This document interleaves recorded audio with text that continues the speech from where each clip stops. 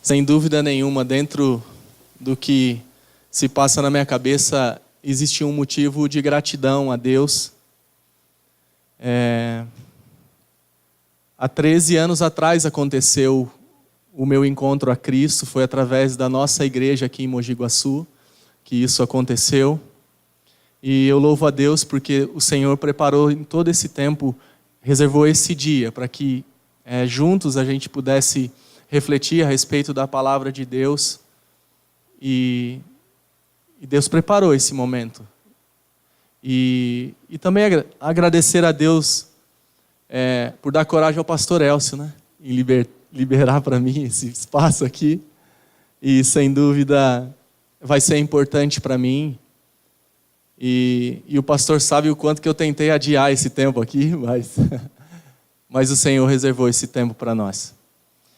E antes de refletirmos a respeito da mensagem dessa noite, eu li uma frase um tempo atrás e o pastor ele fala bastante para mim, e tanto para o pastor Paulo, quando a gente tem nosso tempo de conversa dentro do gabinete. E eu acredito que ilustra bastante esse momento aqui.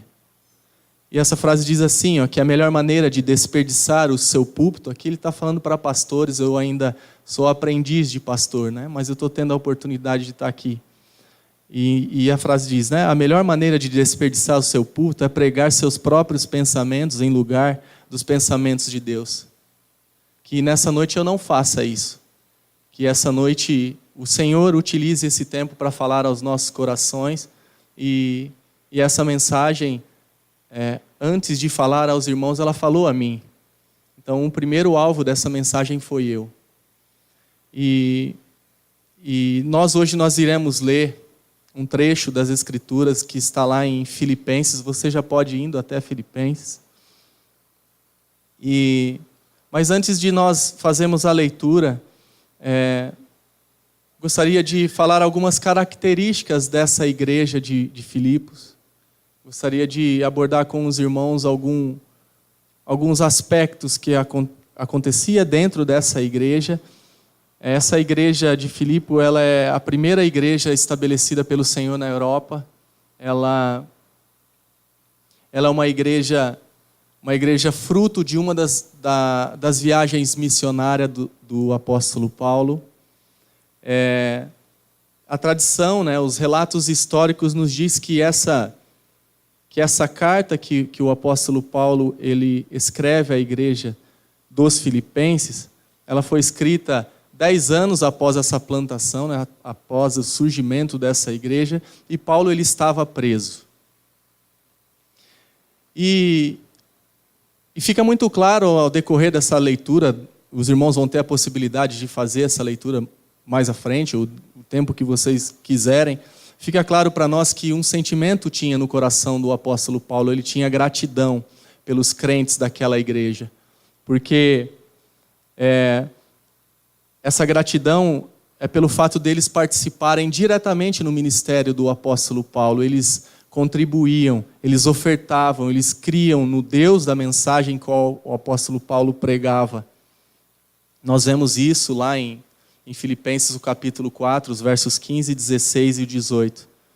Mas também nós conseguimos identificar uma característica nessa carta, a preocupação do apóstolo Paulo com os crentes de Filipenses a respeito dos falsos mestres. Aqueles que eram apegados a heresias doutrinárias, que se infiltravam no meio da igreja, onde a base dessa heresia era gloriar-se na carne. Por isso o apóstolo vem, nós vemos um versículo que está lá no capítulo 3, versículo 2, que diz assim: cuidado com os cães, cuidado com esses que praticam o mal, cuidado com a falsa circuncisão. São esses que criam que através da sua religiosidade, através dos seus rituais religiosos, um deles seria a circuncisão, eles poderiam salvar-se a si mesmo. Muito comum de talvez nós analisarmos o contexto hoje, nos tempos atuais. Essa carta foi escrita há aproximadamente 2000 anos, mas ela é muito real para nós hoje. O contexto que nós vivemos também é assim.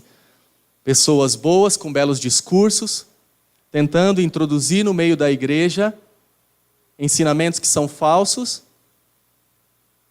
preocupantes para aqueles que pregam a palavra, tentando se apoiar em boas ações, em ajuda ao próximo, mas que no final eles destinam que essa ação, essa atividade é que os levaria para o céu. E nós sabemos que não é assim.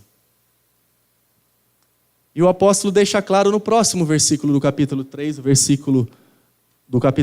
versículo 3, ele diz que, pois nós é que somos a circuncisão, nós que adoramos pelo Espírito de Deus, que nos gloriamos em Cristo Jesus e não temos confiança alguma na carne. Paulo vivia isso, Paulo cria nisso, e fica muito claro para nós que é somente pela graça, que pela fé mediante a graça, que nós recebemos do nosso Deus para crer nele mesmo. Mas hoje nós vamos falar sobre uma outra preocupação, um outro propósito que o apóstolo Paulo ele tinha em escrever essa carta. No trecho que leremos, o apóstolo ensina a cada um de nós a relacionar-se como irmãos, dentro de um contexto de comunidade, dentro de um contexto de igreja, mostrando a importância que há em viver em unidade. Um assunto que nós já ouvimos bastante a respeito disso. Mas como é bom relembrá-lo. Eu queria que os irmãos abrissem então em Filipenses capítulo 2, o versículo 1 ao 4. A palavra de Deus nos diz assim: se por estarmos em Cristo, nós temos alguma motivação, alguma exortação de amor, alguma comunhão no Espírito, alguma profunda afeição e compaixão, completem a minha alegria tendo o mesmo modo de pensar, o mesmo amor, um só espírito e uma só atitude. Nada façam por ambição egoísta ou por vaidade, mas humildemente considerem-se os outros superiores a si mesmos. Cada um cuide não somente dos seus interesses, mas também dos interesses dos outros. Amém? Vamos orar, irmãos. Senhor, nós te louvamos, nós te agradecemos, Deus, porque o Senhor nos reúne aqui agora, e nós sabemos, ó Deus, que nada vai acontecer nos nossos corações, nas nossas mentes, ó Deus, se o Senhor não fizer. Acabamos de ler, ó Deus, um trecho daquilo que o Senhor deixou para nós, e como que nós precisamos, ó Deus, do Teu Espírito para que nós possamos compreender. Não deixe, Senhor, que nenhum outro pensamento senão, ó Deus, a submissão e a sujeição à Tua palavra nos atrapalhe nessa noite, Senhor. Eu te louvo, Deus, porque o Senhor trouxe os irmãos que o Senhor reservou para esse tempo aqui. E eu te louvo por essa palavra, em nome de Jesus. Amém. Irmãos, Paulo tinha total liberdade para falar a respeito de sofrimento pela causa de Cristo. Porque ele já havia passado e estava passando. Eu lembro que na introdução nós falamos um pouco que Paulo ele estava preso. Mas o fato dele estar preso não quer dizer que Deus não estava agindo no meio, na história, que Deus não estava agindo no contexto onde eles estavam ali. O fato de Paulo estar preso só estava contribuindo para que o evangelho se expandisse. O capítulo 1 nos fala a respeito disso, e lá no finalzinho, ele nos diz, no versículo 1, 27 e 28, mostrando a nós a importância de compreender aquilo que estava sendo escrito pela igreja. O versículo 27 e 28 diz assim, do primeiro capítulo da carta aos Filipenses: não importa o que aconteça, exerçam a sua cidadania de maneira digna do evangelho de Cristo, para que assim quer que eu vá e os veja, quer apenas ouça a seu respeito em minha ausência, fique eu sabendo que vocês permanecem firmes num só espírito, lutando unânimes pela fé evangélica, sem de forma alguma deixar-se intimidar por aqueles que se opõem a vocês. Havia essa necessidade do apóstolo fortalecer os crentes. E é nesse contexto que nós acabamos de ler o capítulo 2, versículo 1 ao 4, que vai nos dizer, o primeiro versículo, que se por estarmos em Cristo nós temos alguma motivação, alguma exortação de amor, alguma comunhão no Espírito, alguma profunda afeição e compaixão. O apóstolo Paulo, ele ensina, antes de adverti-los, algo importante. Ele quer transmitir a base doutrinária. Paulo está convidando os crentes a lembrar de quem eles são. Isso é algo que nós precisamos lembrar sempre, e é isso. Que nós fomos unidos em Cristo e por Cristo. Por isso ele diz, se por estarmos em Cristo. Então, existe algo em comum entre os crentes. E esse algo em comum é a fé em Cristo. Ela é o motivo de unidade entre nós, os crentes, entre os crentes daquela época e entre os crentes de hoje. É através dessa obra perfeita na obra de Cristo, lá naquela cruz, que nos tornamos participantes da nova família criada por Deus. Somos irmãos por causa do sangue de Cristo. Então, qual seria a outra motivação para que nós trabalhássemos juntos em prol da obra de Cristo? Já aconteceu o que era necessário para que nós compreendêssemos o que significa a unidade. Não existe a possibilidade de estarmos unidos com Cristo e em Cristo se os crentes daquela época, e se nós, os crentes de hoje, vivemos desunidos. Mas Paulo ele continua. Ele diz que se existe alguma exortação de amor, né, fazendo com que os leitores refletissem no amor de Deus, o amor que Deus dispensa sobre a igreja. O amor de Deus que atinge a igreja, que atinge aqueles que creriam. E Paulo ele prova que o amor que Deus tem pela igreja precisa estimular o crente na busca por uma vida alinhada, uma vida correta, uma vida digna diante de Deus e dos homens. E aqui a gente precisa lembrar que isso precisa ser uma característica minha, uma característica nossa. A busca pela santificação. Na sequência ele diz, alguma comunhão no Espírito, alguma profunda afeição e compaixão. Ele apenas está querendo dizer que o fato do mesmo Espírito habitar nos crentes precisa jogar por terra qualquer tipo de desavenças possíveis no meio da igreja. O amor é o amor, né? O zelo que Deus tem pela igreja e o fato de ter adotado cada um de nós como filho precisa ser demonstrado através da amizade, dos relacionamentos, do amor sincero entre os crentes. E talvez seja aí onde nós encontramos os maiores problemas. Porque esse amor sincero, esse amor bíblico, ele é muito ouvido por nós. Mas poucas vezes o praticamos. Porque geralmente, e encontramos mais facilidades em amar aqueles que são mais interessantes, aqueles que são mais influentes, aqueles que pensam igual a nós. E o problema ele é tão sério porque é daí que surgem os grupinhos.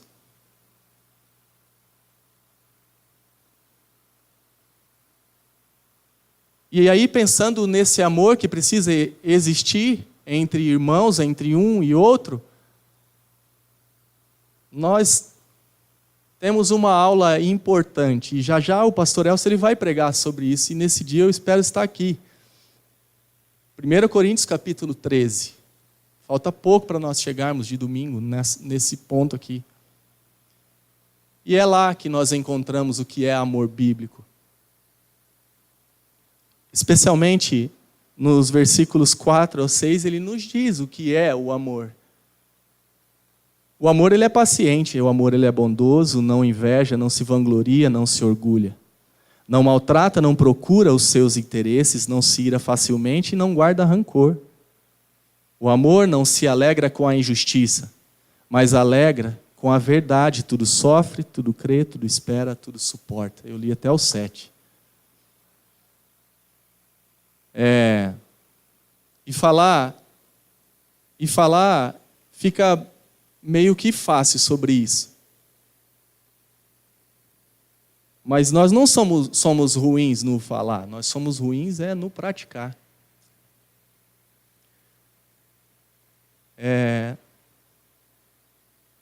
Paulo ele completa esse pensamento pensando a respeito dessas características que ele cita no versículo 1 ali. Ele fala no versículo 2 assim: completem a minha alegria, tendo o mesmo modo de pensar, o mesmo amor, um só espírito e uma só atitude.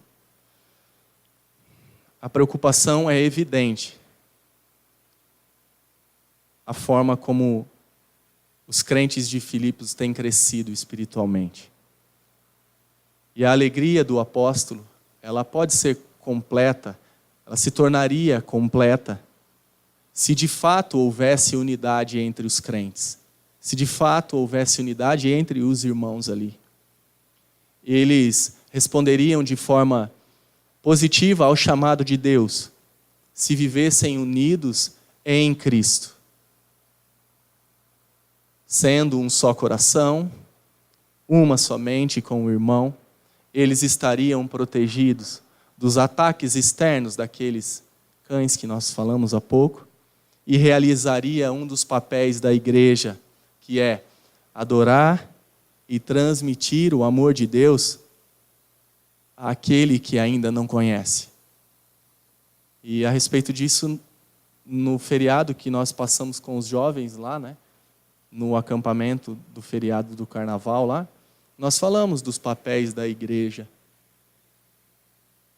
Só que se não houver unidade, e essa unidade não estiver em Cristo, nós seremos qualquer outra coisa, menos igreja do Senhor.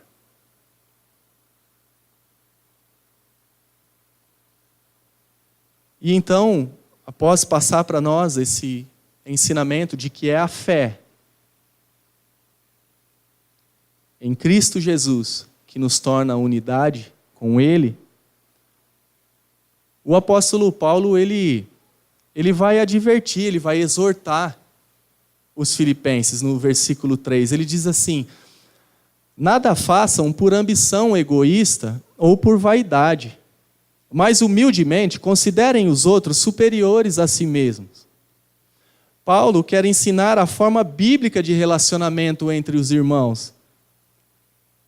E o segundo ensinamento que nós temos aqui é de que precisa ser de forma solidária, dedicadas aos outros e sem vaidade. É fato que na igreja de Filipos existiam homens, mulheres, crentes no Senhor Jesus Cristo que eram solidários, que eram piedosos, que colocavam a mão na massa. Esses são o motivo da alegria do apóstolo Paulo na carta de Filipenses. Mas ele acertou em cheio o motivo que atrapalhava a igreja de Filipos. E não eram esses. Esses o traria a alegria.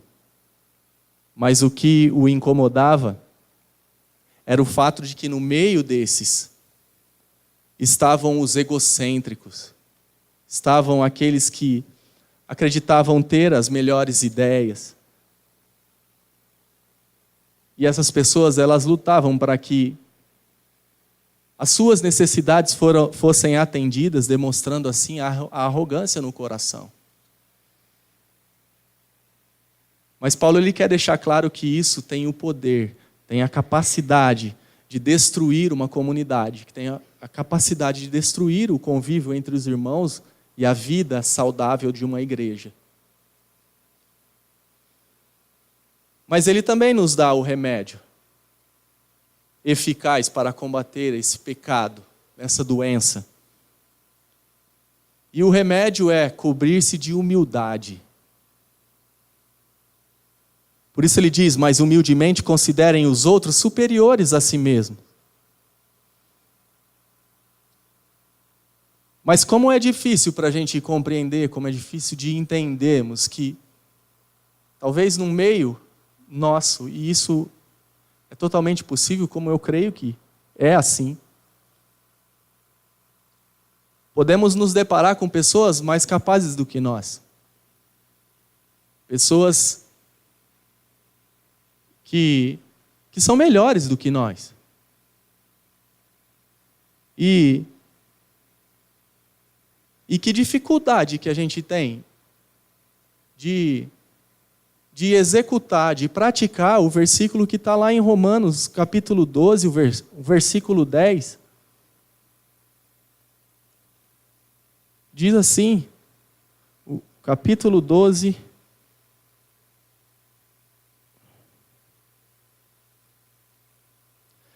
o versículo 10 diz assim: dediquem-se uns aos outros com amor fraternal. Prefiram dar honra aos outros mais do que a si próprios. Como nós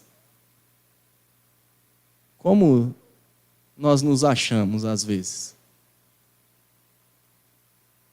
Como temos dificuldade? Como que às vezes nós criamos competições onde não deveria existir competição?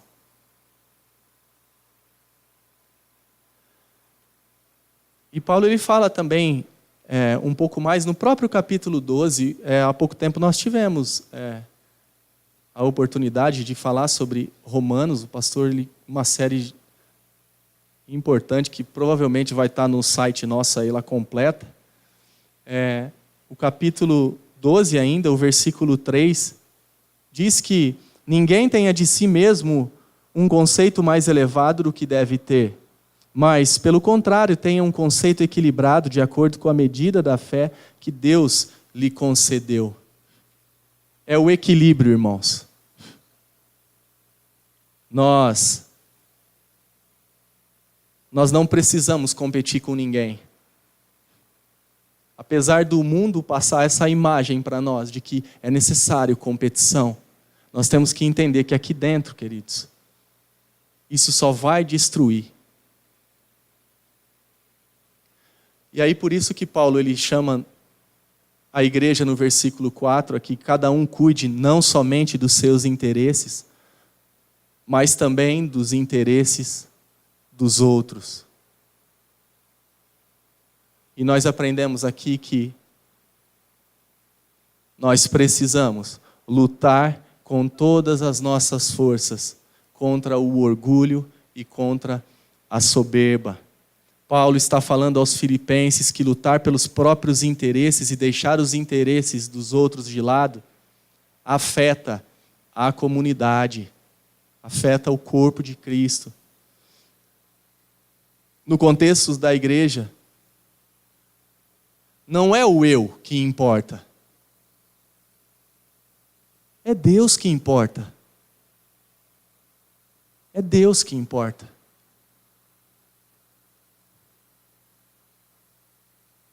Em outras palavras, o que é bom para mim, antes tem que dar honra e glória a Deus. Senão, é a busca pelos meus próprios interesses. E o orgulho e a soberba são vistos quando colocamos esses nossos próprios interesses em primeiro lugar. E é esse orgulho e essa soberba que impossibilitam a pessoa de pensar no próximo, de pensar no outro.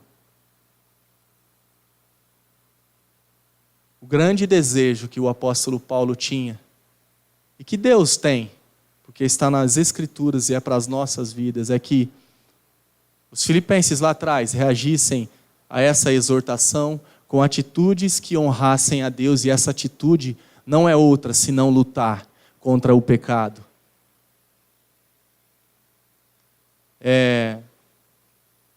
Nós temos a possibilidade, irmãos, de hoje, há 2000 anos após isso que foi escrito aqui,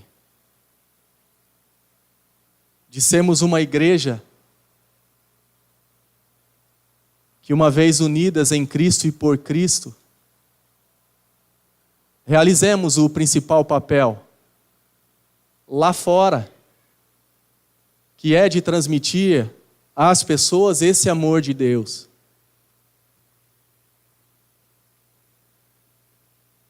Mas nós vimos aqui agorinha que, da mesma forma que nós temos que fazer, para fazer a vontade de Deus, nós podemos fazer o contrário.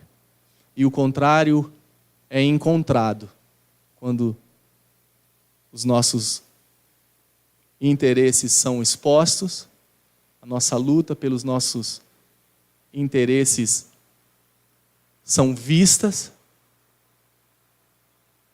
e nós espiritualizamos essas coisas. Mas a palavra de Deus é clara. Ou melhor, o nosso Deus que sonda os nossos corações, Ele sabe qual que é a minha intenção. E isso precisa nos consolar, mas ao mesmo tempo nos colocar de encontro à parede e ver quais são as nossas reais motivações. Se nós estamos pensando em unidade, ou se nós estamos pensando em nós mesmos. E certa vez Jesus, ele orou um pouco antes de ir para a cruz, um pouco antes de ser preso. Jesus, ele orou por si mesmo, ele orou pelos seus discípulos, mas ele orou também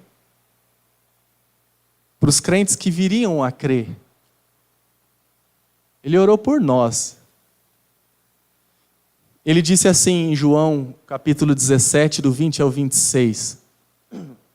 Minha oração não é apenas por eles, pelos discípulos, ele está falando aqui. Rogo também por aqueles que crerão em mim, por meio da mensagem deles, para que todos sejam um, Pai, como tu estás em mim e eu em ti. Que eles também estejam em nós, para que o mundo creia que tu me enviaste. Dê-lhes a glória que me deste, para que eles sejam um, assim como nós somos um, eu neles e tu em mim.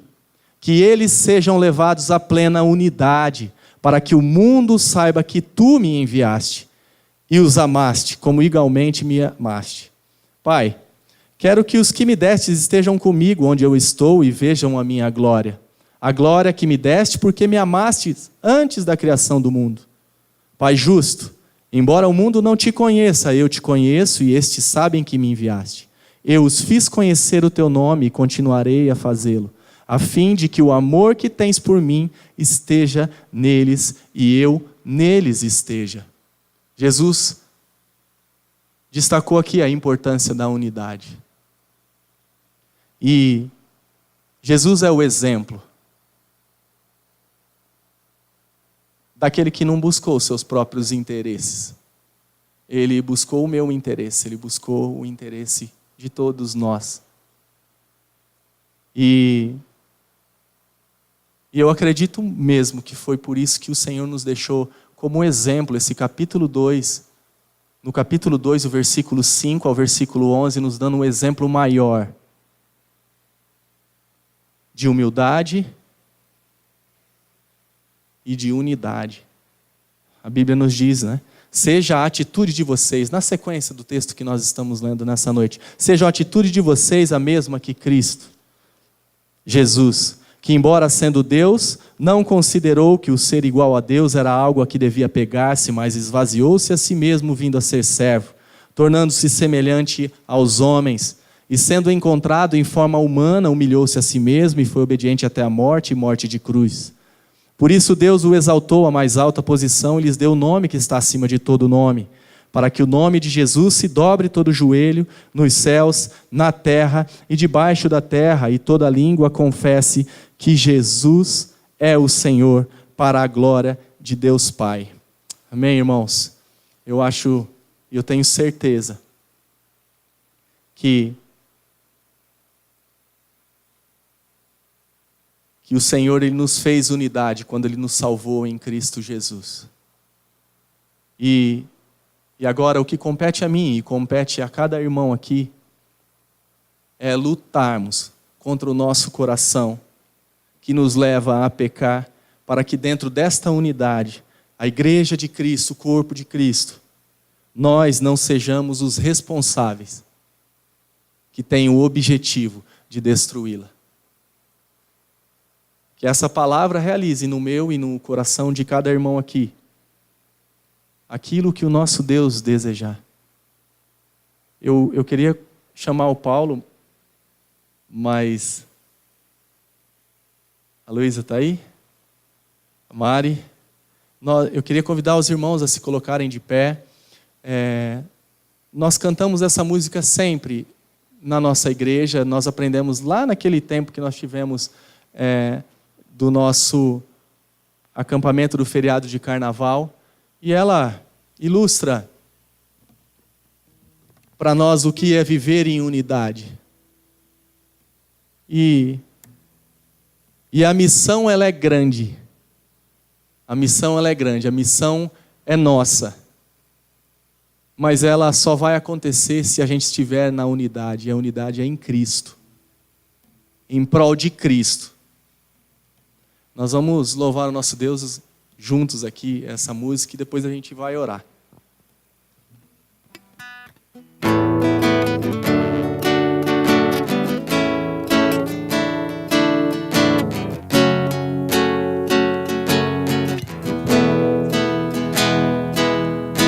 Sempre vou adorar